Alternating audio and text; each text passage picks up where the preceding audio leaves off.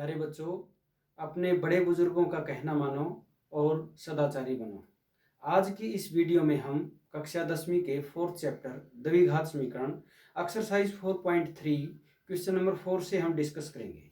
हमारे 4th question में कहा गया है 3 वर्ष पूर्व रहमान की आयु वर्षों में का व्युत्क्रम और अब से 5 वर्ष बाद आयु के व्युत्क्रम का योग 1/3 है, उसकी वर्तमान आयु ज्ञात कीजिए। तो बच्चों हम मान लेते हैं रहमान की वर्तमान आयु, माना रहमान की वर्तमान आयु हमने x वर्ष मान लिया। अब हम प्रश्न के अनुसार चलते हैं। तो प्रश्न में बताया गया है 3 वर्ष पूर्व, तो अब रहमान x वर्ष का है, तो 3 वर्ष पूर्व छोटा था, 3 घटा देंगे वर्तमान आयु में से, तो x घटा 3 हो जाएगा। इसका व्युत्क्रम, तो व्युत्क्रम क्या हो जाएगा 1/x घटा 3 लिख देंगे। फिर कहता है अब से 5 वर्ष बाद, तो 5 वर्ष बाद बड़ा हो जाएगा, हम वर्तमान आयु में x में 5 जोड़ देंगे। इसका भी व्युत्क्रम, तो हम क्या करेंगे 1/x जमा 5 लिख देंगे। अब इसने बताया इनका योग, तो हम इनको जोड़ेंगे। जोड़ कितना बताया 1/3, ये इसके बराबर हो जाएगा। हम लघुत्तम लेंगे x घटा 3 इंटू x जमा 5, ये आ जाएगा। आर पार गुना कर देंगे, इनको इधर इसको इधर, तो ये हो जाएगा x जमा 5 जमा x घटा 3 बराबर 1/3।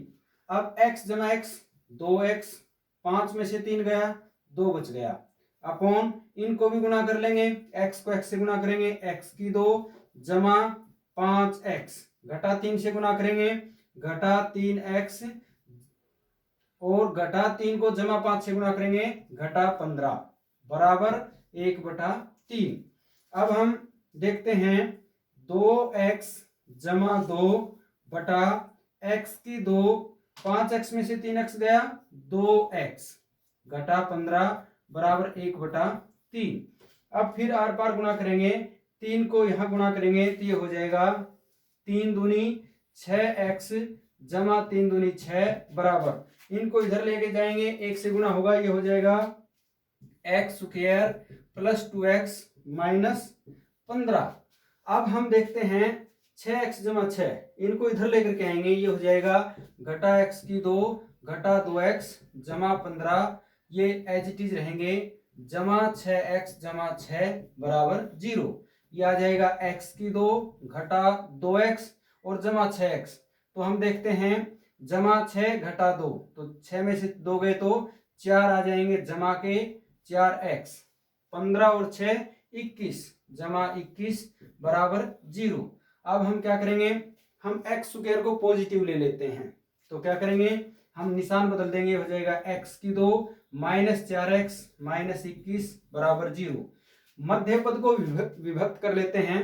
हमारे पास यहाँ कोई किसी नियम की बाध्यता नहीं है कि इस सवाल को हमने द्विघाती सूत्र से हल करना है या गुणनखंड विधि से या पूर्ण वर्ग बनाने की विधि से, तो हम अपनी इच्छा से कर सकते हैं। मैं अभी यहाँ गुणनखंड विधि से करता हूं, तो इसके लिए क्या करेंगे, हम मध्य पद को विभक्त करेंगे, प्रथम और अंतिम पद को गुणा करते हैं, तो कितना होगा 1 को 21 से गुना करेंगे, घटा 21 आएगा, तो हम टुकड़े करेंगे, उनका अंतर 4 आना चाहिए, पहले 1 से भाग देते हैं 21 आएगा, इनका अंतर कितना हो गया 20, ये नहीं हो सकते, ये संख्या 2 से भाग नहीं जाएगी, 3 से भाग जाएगी, 3 7 21, इनका अंतर कितना आ जाएगा 4, और हमारे पास बड़ी संख्या घटा की होगी 7 घटा की होगी, 3 जमा का हो जाएगा, तो ये होगा x की 2 3x जमा का 7x घटा का घटा 21 बराबर 0। हम दोनों में से x कॉमन लेते हैं, तो ये आ जाएगा x जमा 3, पीछे से घटा 7 कॉमन ले लेंगे, ये आ जाएगा x जमा 3 बराबर 0। एक्सरसाइज 4.2 में हमने इस प्रकार से गुणनखंड करने सीख लिए हैं। ये आ जाएगा x जमा 3, यहाँ हो गया x घटा 7 बराबर 0, यहाँ से x जमा 3 को 0 के बराबर लिखेंगे और x घटा 7 को 0 के बराबर लिखेंगे, हमारे पास x का मान हो गया घटा 3 और यहाँ से आ गया 7। हम देखते हैं आयु कभी ऋणात्मक नहीं हो सकती। तो x का मान कितना आ जाएगा 7। हम x बराबर घटा 3 अस्वीकार कर देंगे और लिख देंगे नीचे, अतः रहमान की वर्तमान आयु बराबर है 7 वर्ष। फिफ्थ क्वेश्चन में हमारे पास है, एक क्लास टेस्ट में शेफाली के गणित और अंग्रेजी में प्राप्त किए गए अंकों का योग 30 है। यदि उसको गणित में 2 अंक अधिक मिलते और अंग्रेजी में 3 अंक कम मिले होते तो उनका गुणनफल 210 होता। अंग्रेजी और गणित के अंक ज्ञात कीजिए। तो हम मान लेते हैं दोनों विषयों में प्राप्त अंक हमें निकालने हैं। हमने गणित के प्राप्त अंक मान लिए x हैं, तो अंग्रेजी के हमें पता चल जाएगा क्योंकि कुल योग 30 है। 30 में से गणित के अंक घटा देंगे तो अंग्रेजी के अंक आ जाएंगे 30 घटा x। अब प्रश्न के अनुसार क्या कहता है, गणित में 2 अंक अधिक मिले होते, तो गणित के अंक हैं x अधिक, तो इसका मतलब x में 2 जोड़ देंगे, अधिक हो जाएंगे। अंग्रेजी में 3 अंक कम मिले होते, अंग्रेजी में अंक है 30 घटा x, इसमें से 3 कम कर देंगे, घटा देंगे, फिर इनका गुणा करेंगे तो 210 आ जाएगा। ये हो गया x जमा 2, 30 में से 3 गया 27 घटा x बराबर 210। इनको हम गुणा करेंगे, हमारे पास ये वैल्यूज आ जाएंगी। 210 को लेफ्ट में लेकर के जाएंगे, घटा 210 हो जाएगा। अब हम पहले x की 2 की वैल्यू लिखते हैं, घटा x की 2 है एज इट इज। 27 में से 2 गया 25, 210 घटा 54 जमा घटा 156 बच जाएगा बराबर 0। x की 2 की वैल्यू को हम पॉजिटिव करेंगे, दोनों साइड निशान बदल देंगे, ये पॉजिटिव हो गया है, नेगेटिव ये पॉजिटिव हो गया। अब गुणा आनी चाहिए 156 जमा की, तो उनको जोड़ेंगे, जोड़ आए घटा 25, तो वो टुकड़े हमारे पास 12 और 13 हो जाएंगे। दोनों को घटा घटा लेंगे, ऐसा करने से जोड़ घटा 25 होगा, गुना 156 हो जाएगी। हम x का मान निकाल सकते हैं, हमारे पास x का मान 12 और 13 आ जाएगा। तो हम कहते हैं यदि x का मान 12 है तो गणित के प्राप्त अंक 12 हो गए, अंग्रेजी के कितने हो जाएंगे 30 घटा 12 बराबर 18 है। यदि हमारे पास गणित के अंक 13 हैं तो अंग्रेजी के अंक कितने हो जाएंगे, 30 में से 13 घटा देंगे, कितने आ जाएंगे 17 है। हमारे पास 6th क्वेश्चन में कहा गया है, एक आयताकार खेत का विकर्ण उसकी छोटी भुजा से 60 मीटर अधिक है। यदि बड़ी भुजा छोटी भुजा से 30 मीटर अधिक हो तो खेत की विमाएं ज्ञात कीजिए। हमारे पास आयताकार खेत दिया हुआ है, हमने ये आयत का एक चित्र बना लिया। इसमें हम देखते हैं चौड़ाई छोटी भुजा होती है, हमने इसको x मान लिया, x मीटर। तो शुरू में बताया इसने विकिरण 60 मीटर अधिक है, ये विकिरण होगा। ये छोटी भुजा से 60 मीटर अधिक है, तो छोटी भुजा में 60 जोड़ दिया, हमारे पास विकिरण आ गया x जमा 60 मीटर। फिर बड़ी भुजा, ये लंबाई ये कितनी है, छोटी भुजा से 30 मीटर ज्यादा है, हमने x में 30 जोड़ दिया, तो ये बड़ी भुजा आ गई हमारे पास। अब हमें करना क्या है, विमाएं निकालनी है। तो देखो बच्चों, ये आयत है, इसके अंदर ये त्रिभुज बन गई और ये समकोण त्रिभुज है, क्योंकि आयत का प्रत्येक कोण 90 डिग्री होता है। ये समकोण त्रिभुज बन गई, इसमें ये कर्ण है, ये लंब, ये आधार। तो हम पाइथागोरस प्रमेय जानते हैं, कर्ण की 2 बराबर होता है आधार की 2 जमा लंब की 2। उस तरीके से हमारा ये सवाल आसानी से आ जाएगा। हमने छोटी भुजा को x माना, बड़ी भुजा आ गई x जमा 30, विकर्ण हो गया x जमा 60 मीटर। अब हम जानते हैं आधार की 2 जमा लंब की 2 बराबर कर्ण की 2। हम इसको आधार इसको लंब कह सकते हैं, या इसको आधार इसको लंब कह सकते हैं। इनको इंटरचेंज आपस में कर सकते हैं, कोई दिक्कत नहीं है। लेकिन जो टेढ़ी रेखा है वो हमेशा कर्ण ही रहती है, ये बात ध्यान कर लें। इसका नाम भी लिख देता हूं मैं, ये ABCD ये आयत है। अब हमने लिख दिया आधार की 2 जमा लंब की 2 बराबर कर्ण की 2। वर्ग खोल लेंगे, a प्लस बी के स्क्वायर का फॉर्मूला लगेगा, x square as it is, ये हो जाएगा a की 2 जमा 2ab जमा b की 2 बराबर, इधर भी a प्लस बी के स्क्वायर का फॉर्मूला लग जाएगा। हमने इनको ओपन कर दिया। अब x की 2 2x की 2 हो गया, इनको गुणा करेंगे 30 दूनी 60x, 30 का वर्ग 900 होता है। इसी प्रकार से यहां पर हमने कर लिया, 60 का वर्ग 3600 होता है। ये सारी वैल्यूज लेफ्ट में लेकर के जाएंगे, निशान बदल जाएंगे, हमारे पास ये आ गया। 2x की 2 में से 1x की 2 गया, x की 2 बच गया। 60x जमा है 120x घटा है, तो घटा देंगे, घटा 120 घटा 60x बच जाएगा, क्योंकि बड़ी रकम घटा की थी। इसी प्रकार 900 जमा है और 3600 घटा है, 3600 में से 900 घटा देंगे, 2700 आ जाएगा। 3600 बड़ी रकम घटा की थी तो घटा का 2700 बच जाएगा बराबर 0। अब इनको हम फैक्टराइज करेंगे तो गुणा घटा के 2700 आनी चाहिए, तो उनका अंतर निकालेंगे, अंतर 60 आना चाहिए। वो टुकड़े 30 और 90 होंगे, 30 जमा का लेंगे, 90 घटा का लेंगे। इस प्रकार से हम देखते हैं x का मान हमारे पास घटा 30 और 90 हो जाएगा। x का मान हम घटा 30 अस्वीकार कर देंगे क्योंकि आयत की भुजा कभी भी नेगेटिव नहीं हो सकती। तो हमारे पास छोटी भुजा x कितनी हो जाएगी 90 मीटर और बड़ी भुजा कितनी हो जाएगी 90 जमा 30 120 मीटर। इस प्रकार से हम इस क्वेश्चन को सोल्व कर सकते हैं। 7वें क्वेश्चन के लिए दो संख्याओं का के वर्गों का अंतर 180 है। छोटी संख्या का वर्ग बड़ी संख्या का 8 गुना है। दोनों संख्याएं ज्ञात कीजिए। तो हम मान लेते हैं छोटी संख्या x है, यहां पर हमें दोनों संख्याएं माननी होंगी। बड़ी संख्या हमने मान ली x, छोटी संख्या x मान ली, बड़ी संख्या हमने मान ली y। अब प्रश्न के अनुसार चलते हैं। प्रश्न में कहा गया है वर्गों का अंतर 180 है। वर्ग तो y का वर्ग करेंगे, उसमें से x का वर्ग घटाएंगे। अंतर करना है तो बड़ी संख्या में से छोटी संख्या घटाएंगे। तो पहले बड़ी संख्या का वर्ग करेंगे y की 2 माइनस x की 2। बच्चे यहाँ गड़बड़ कर देते हैं, छोटी संख्या के वर्ग में से बड़ी संख्या का वर्ग घटा देते हैं और हमारा आंसर गलत आ जाता है। तो इसलिए हम इसको ठीक से करेंगे। फिर कहता है बड़ी संख्या का वर्ग छोटी संख्या का वर्ग, छोटी संख्या x है, x का वर्ग बड़ी संख्या का 8 गुना है, बड़ी संख्या y है, तो इसको भी 8 से गुणा कर देंगे तो हमारे ये दोनों बराबर हो जाएंगे। तो दूसरा समीकरण आ गया x की 2 बराबर 8y। अब हम x की 2 के मान को समीकरण 1 में रख दें तो हमारे पास समीकरण बन जाएगा y की 2 घटा 8y। 180 को हम लेफ्ट में लेकर के आएंगे, घटा 180 बराबर 0।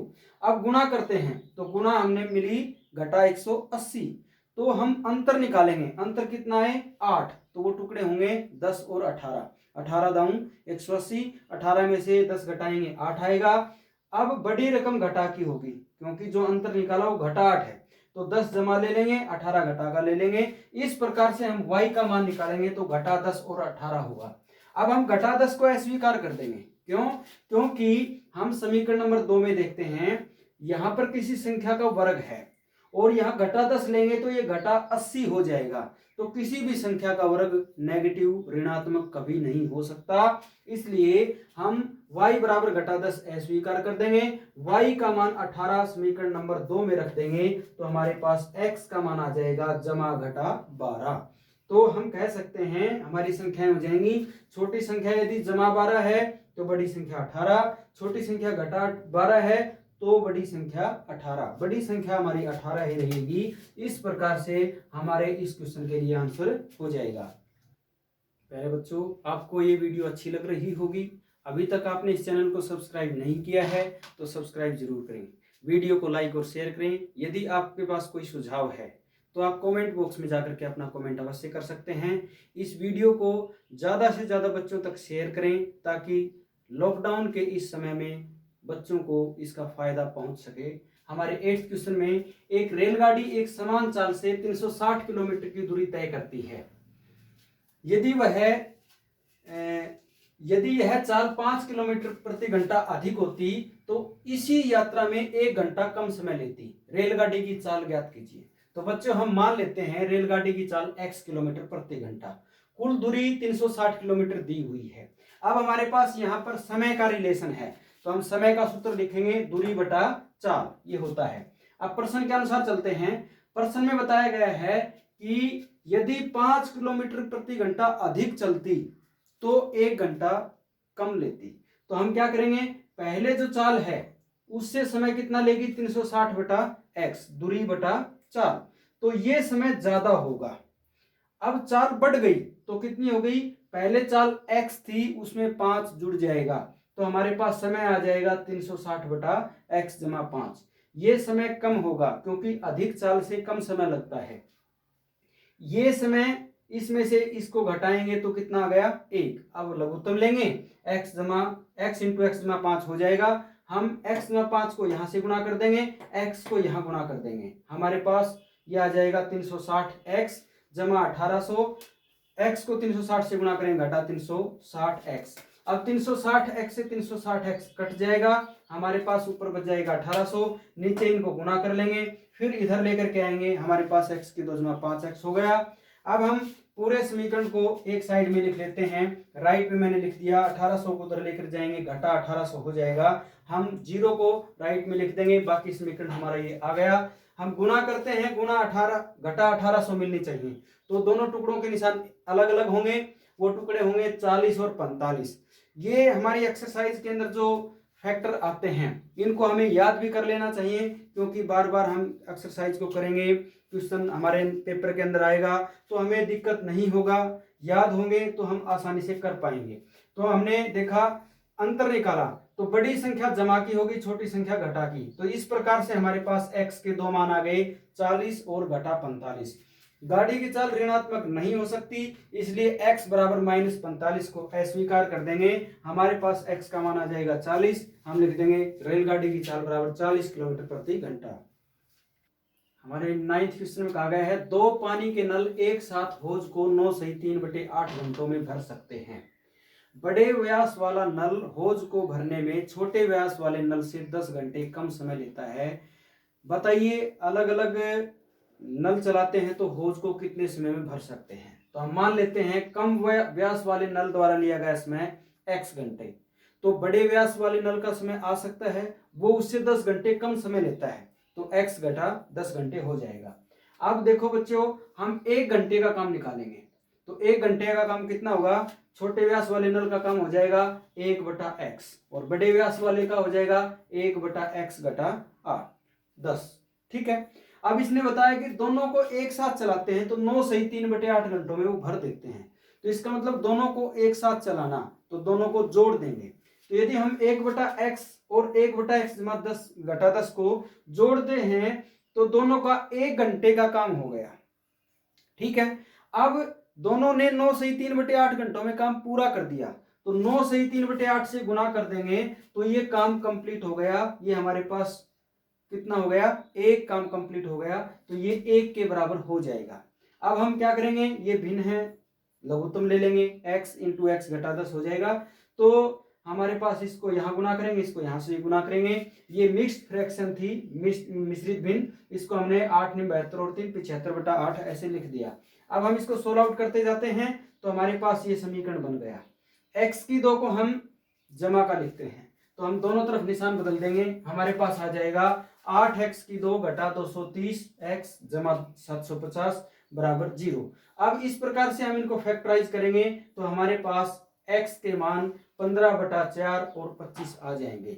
हम 15/4 को अस्वीकार कर देंगे, तो हम देखते हैं कि ये पॉजिटिव है, लेकिन फिर भी अस्वीकार क्यों किया, क्योंकि 15 को 4 से भाग करते हैं तो ये कितना आएगा, 4 तिया 12, 3 बच गया, 4 से भाग दिया, तो ये हमारे पास आ जाएगा 3 घंटे और कुछ मिनट।